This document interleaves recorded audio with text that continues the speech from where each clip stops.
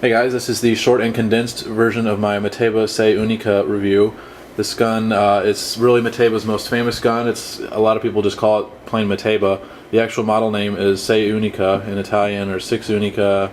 Autorevolver is another common name for it. The reason it's called that is because it's a semi-automatic revolver. The slides back, rotates the cylinder for you to cycle the next round, and the barrel's on the bottom, so it rotates, and then the next round is down here. Got a little knob here, or a little lever here, that opens up the cylinder.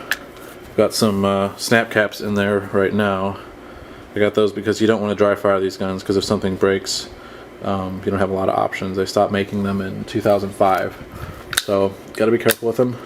Kind of interesting feature about it, besides the 6 o'clock bore position and the semi-auto nature, the cylinder stop is actually, hi Henry, the cylinder stop is actually on the inside of the cylinder. It's in here, so you don't end up ever getting a cylinder or a drag line right there, because normally, you know, it's sticking out there and it drags along the cylinder and you get this wear line, but on these you don't. This one is in 44 Magnum.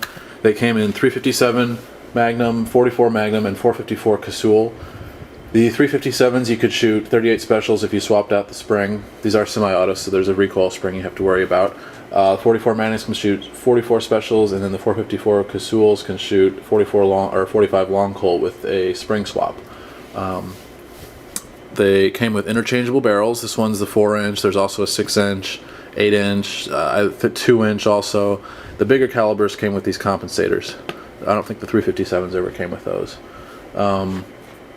There was also a carbine version which had a stock and a longer barrel. They were 13 and 18-inch barrels. Trigger pull is pretty bad in double action.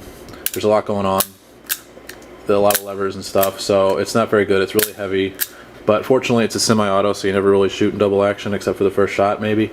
You cock it like that, just like a semi-auto, pull the hammer back, and the trigger pull is pretty good in single action. A little bit of creep, but then it drops. Not too heavy. The gun is pretty accurate. I've shot out to 50 yards and I was keeping them all on an 8-inch plate, so I'm pretty impressed with the accuracy. The grip feels good.